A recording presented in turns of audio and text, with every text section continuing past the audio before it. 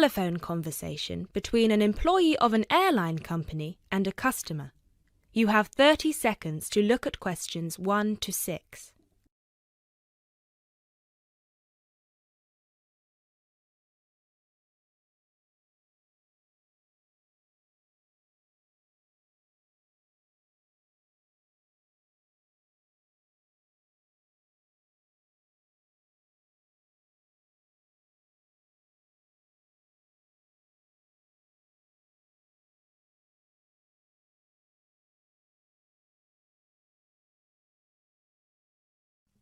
GB Airlines, this is Kyle speaking. How can I help? Hi, my name is Matt Walsh. I'm calling on behalf of Mr. John Sparrow to claim expenses for a delay in his flight last week. Good morning, Mr. Walsh. Thank you for calling. Could you please tell me the flight number and the date of departure? The date of departure was the 24th of January, 2016. I'm afraid I don't have the flight number in front of me at the moment. Okay, that's all right. One moment. Could you tell me where was Mr. Sparrow departing from? He was departing from Athens. Is that Athens, Greece or Athens, Georgia? Athens, Greece. Right. And what was the destination? It was Heathrow, London. Right. We've got 2 flights from Athens to London Heathrow on the 24th of January 2016. Was it the 3:25 p.m. flight or the 9:45 p.m.? It was the later one, 9:45. Okay, so the flight number is GB1011. Right, okay. Okay, yes. I can see that Mr. Sparrow's flight was cancelled and he was booked on the next flight on the 25th of January at 3:25 p.m. Is that correct? Yes, that is correct. According to our system, one of my colleagues spoke with Mr. Sparrow on the phone on the 24th to inform him of the cancellation and offered to book a hotel for him for the night, but Mr. Sparrow preferred to book one himself. Yes, because he didn't want to stay near the airport, as the next flight was in the afternoon. Yes, of course. Could you tell me which hotel he stayed at? Yes, he stayed at the Hypnos Hotel. Oh, could you spell that for me? Of course. That's Hypnos. Right. Thank you for that. And could you please tell me how much the total cost was for the night? Sure. It was 73 euros. Right. Do you have a copy of the receipt for that? Yes, of course. Would you like me to send it to you? Yes, please. Can I email a picture of it to you? Absolutely. The email address is refunds@gbairlines.co.uk. Great, thank you. No problem. Were there any other expenses you wish to claim? Actually, yes. There was also the taxi ride to the airport and the taxi ride back the next day. Right. And what was the total cost? The first taxi ride was 53 euros and the second one was 42, so 63, 73, 83. Yeah, so the total was 95 euros. I'll send you the receipt for those as well. Thank you. Are there any other expenses? No, I think that's it.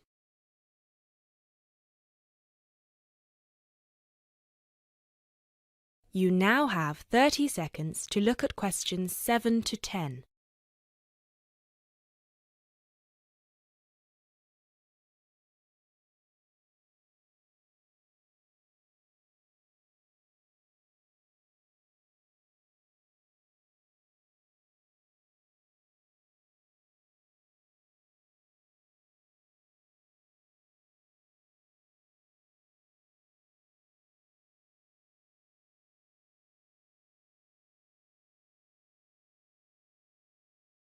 Excellent.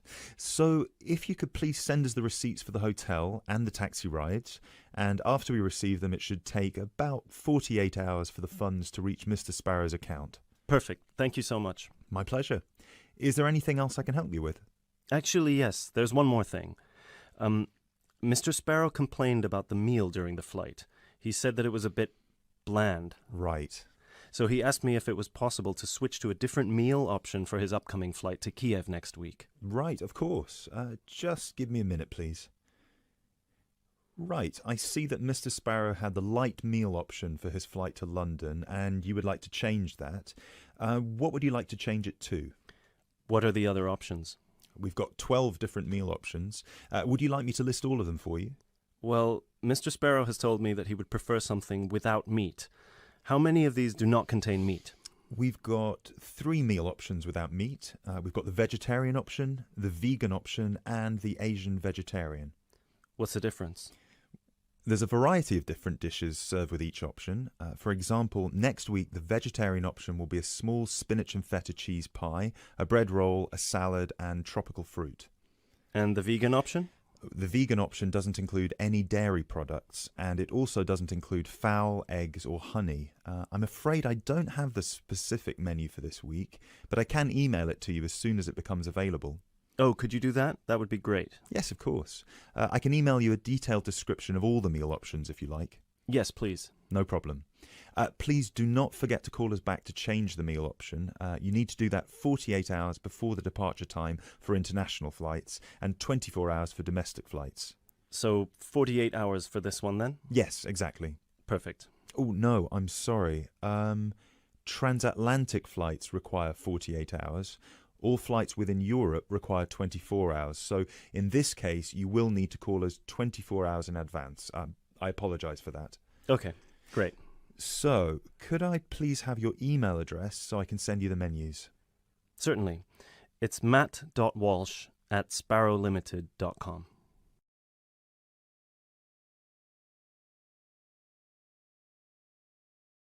That is the end of part 1. You now have half a minute to check your answers.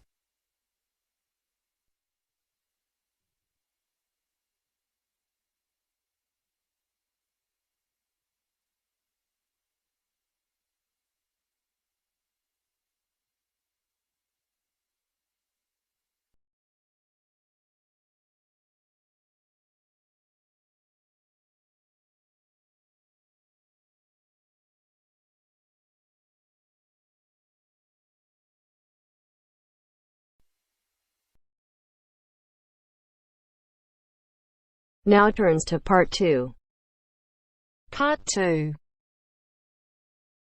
You will hear a job interview. First, you have some time to look at questions 11 to 15.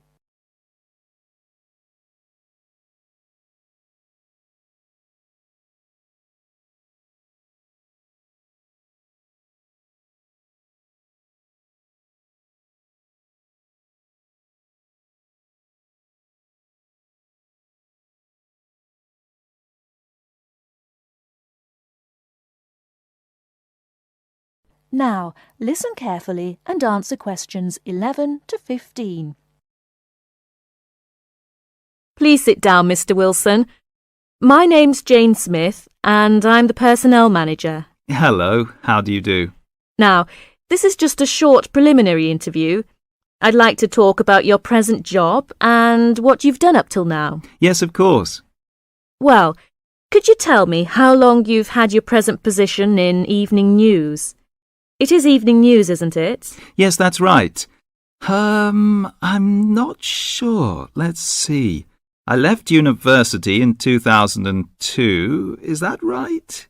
Yes, 2002. Then I was unemployed for about 2 months. And then I travelled round Britain for a few weeks. So it must be more than 3 years now, in fact. Yes. And have you any particular reason for wanting to change your job? I mean, why do you want to move? Well, I actually like my present job and still find it interesting. The salary's okay, so it's nothing to do with money, though you can always do with more. I suppose the thing is that I'm really very ambitious and keen to get promoted, so that's the real reason. You say you like your job. Can you tell me what aspect you like most? Oh dear, that's difficult.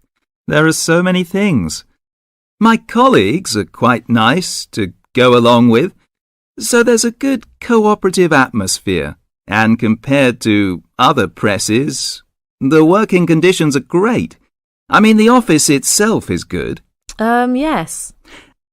And then there's the fact that as a journalist, I regularly write articles about what is happening at home or in the world. So I have to make decisions.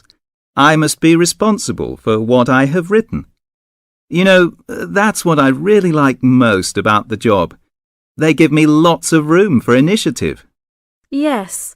Well, We're looking for someone who isn't a clock watcher and who isn't too concerned about working fairly long hours. Oh, I don't mind that. I'm used to it. I often work irregular hours. I was very often made to work at night.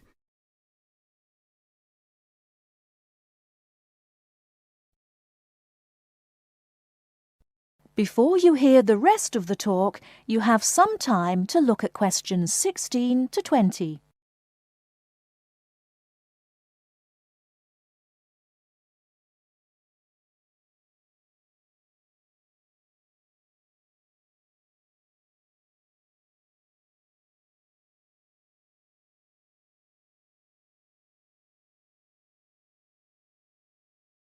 Now listen and answer questions 16 to 20.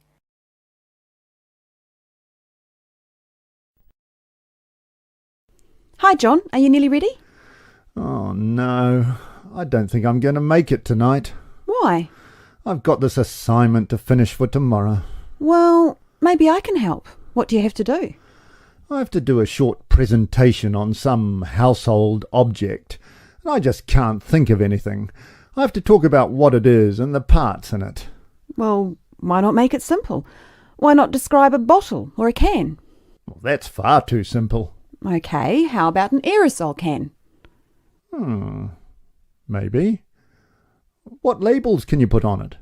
First, you'd have to draw an aerosol can. First thing you could label would be the hairspray or whatever was in the can. You'd just label that product, I suppose. Then you'd have to label the area above the product as the propellant. Is that the gas that presses down on the contents of the can, forcing it out through the dip tube? Yes, you've got it. OK. So far, so good. Now, at the top of the aerosol, there are quite a few things to label, so I'd have to write quite small. Unless you drew a couple of lines and showed an enlarged picture of that area. Yes, that would work. Then I could start labelling from the top to the bottom. The first thing on the enlargement would be the nozzle. The what? The nozzle. You know, Nozzle. Then the seal. Right. Then all I'd need is the spring. No, you'd need to label the inlet first, then the final part would be the spring. Anyway, that's it. You've finished. We can go out now. Well, I have to type all that into the computer first, and draw the can. Oh!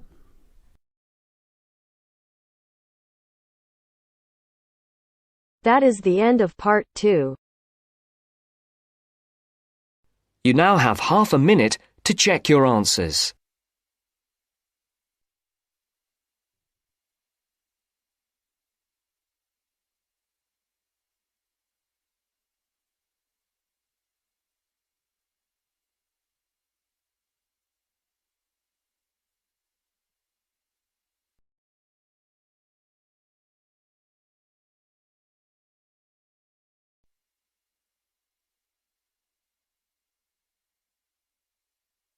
Now turns to part 3.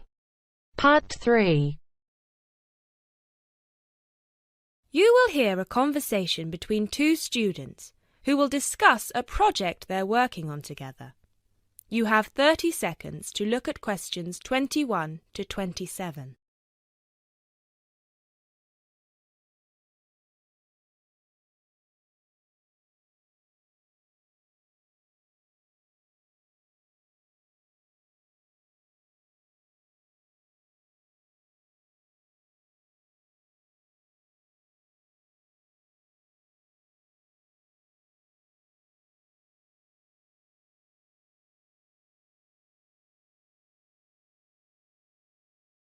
Hey Jess, glad you could make it. We've got a lot to discuss. Hi, Matt. Yes, sorry I'm a bit late. I did bring all my notes with me. Yes, me too. Where shall we start? Well, I think it would be a good idea to clarify our objectives just one more time. Yes, good idea. Okay, here we are. We need to record, photograph, and identify the plant species in 10 1-square-meter plots. Does it say anything about where these plots should be and how they should be laid out? Ah, here it is. It says that all the plots need to be no more than 10 meters apart. And how do we choose them? Ah, this is the fun part. I remember this. Here we are. Make a 1 meter square frame using bamboo sticks available from the department stores. Yes, we've already done that. I know, I'm just reading the whole section. Okay. One person stands roughly in the middle of the chosen area and throws the frame. The other person uses a tape to mark out the square where the frame landed and returns frame to thrower. The thrower then turns a few degrees on the spot and throws again. The thrower must turn slightly after each throw and vary the force of the throw until after the 10th throw they are pointing in almost the same direction as the first. That sounds a bit complicated. That's only because it's all in writing. It's just a simple throw, turn, throw, turn, throw, turn until we have 10 squares. And I guess you want to do the throwing. Well, if you don't mind. I'm sure you'll be more accurate at marking the squares. Yes, I am sure I am, and I'm sure you've got a stronger throwing arm.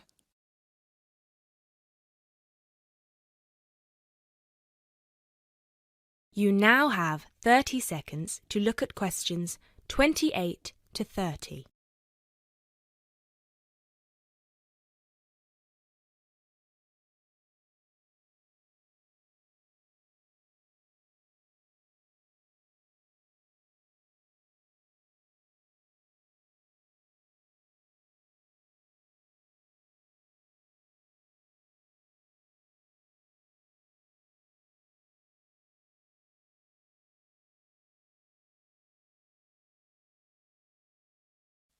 Okay, good. We've got that sorted. Now we need to decide where to go. Yes, I've been thinking about that and I've brought the map. Ah, well done. I forgot mine. Now, I've identified 3 possible locations, but they've all got some disadvantages. Okay, fire away. Well, the area around this lowland marsh could be interesting. There'll be a lot of interesting water plants here. Looks good, but what's the problem?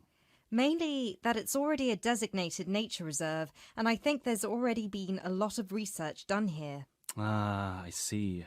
Well, I'd rather do something that's new and can be useful. I agree. That's why I identified this area further west. See, here, behind the beach. Oh, yes, I see. That area there, where it's flat, but quite high. Exactly. If you look a bit further inland, you'll see that there are hills which will protect that area from strong north winds. I see. Excellent. But what's the problem? Just that it may not be very interesting. We know that the geology there is not conducive to a wide variety of plants. I agree. So what's your last idea? Well, I think this one is a bit of a winner, although I did want to show you the other 2. Look up here, on the north coast. Where? See this bay? Well, I know that there's been quite a lot of studies done here, but a bit further to the east, behind this headland. No one has ever looked at that. Well, I certainly couldn't see any studies. That is interesting. And the plant life could be a bit different because of the shelter from the wind the headland provides. Exactly. Brilliant, Jessica. That's a great idea. We'll go there. Thanks. Now all we have to decide is when is a good time. Well...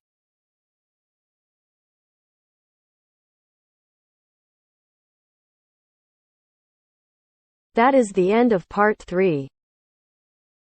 You now have half a minute to check your answers.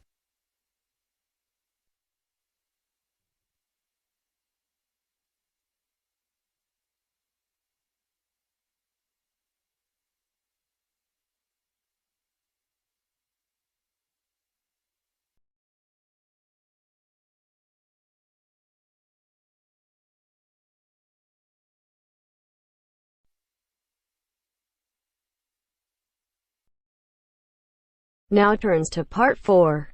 Part 4. You will hear a lecturer talking about dust storms. First, you have some time to look at questions 31 to 36.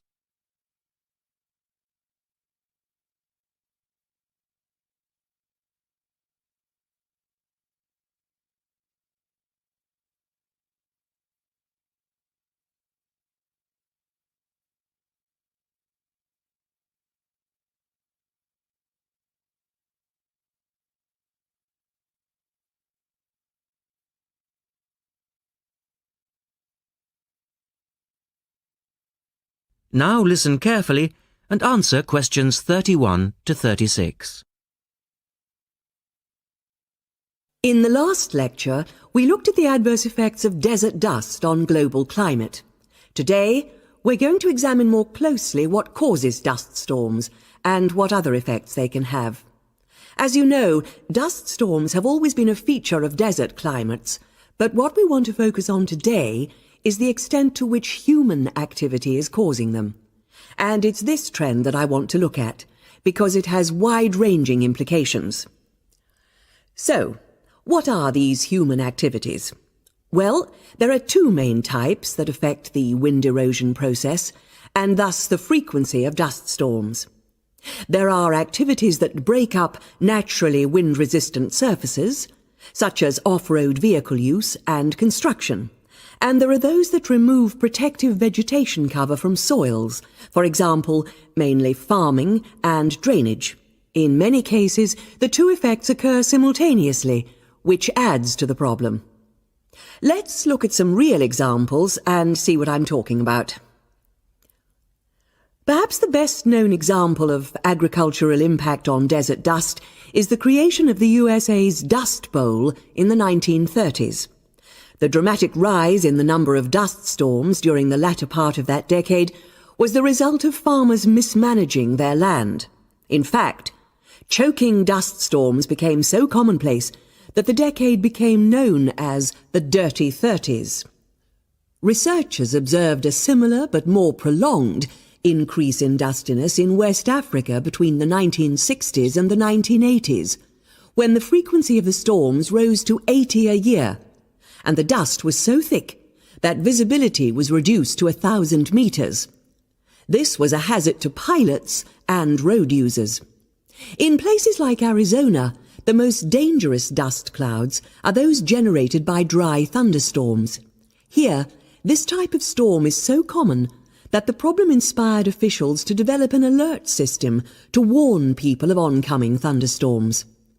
When this dust is deposited, it causes all sorts of problems for machine operators. It can penetrate the smallest nooks and crannies and play havoc with the way things operate, because most of the dust is made up of quartz, which is very hard. Another example. The concentration of dust originating from the Sahara has risen steadily since the mid-1960s. This increase in wind erosion has coincided with a prolonged drought, which has gripped the Sahara's southern fringe. Drought is commonly associated with an increase in dust-raising activity, but it's actually caused by low rainfall, which results in vegetation dying off. In the second part, the speaker talks about the drying up of the Aral Sea. Look at questions 37 to 40 and complete the flowchart.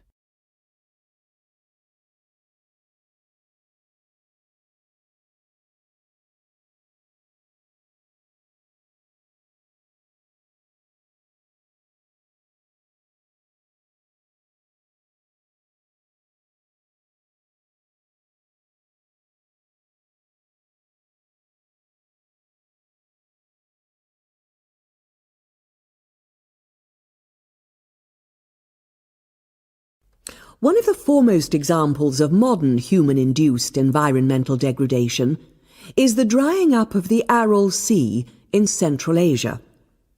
Its ecological demise dates from the 1950s, when intensive irrigation began in the then Central Asian republics of the USSR. This produced a dramatic decline in the volume of water entering the sea from its two major tributaries. In 1960, the Aral Sea was the fourth largest lake in the world, but since that time it has lost 2/3 of its volume. Its surface area has halved, and its water level has dropped by more than 216 meters. A knock-on effect of this ecological disaster has been the release of significant new sources of wind-blown material as the water level has dropped. And the problems don't stop there.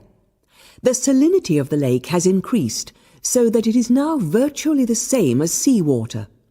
This means that the material that is blown from the dry bed of the Aral Sea is highly saline. Scientists believe it is adversely affecting crops around the sea because salts are toxic to plants. This shows that dust storms have numerous consequences beyond their effects on climate, both for the workings of environmental systems and for people living in drylands. That is the end of part 4. You now have half a minute to check your answers.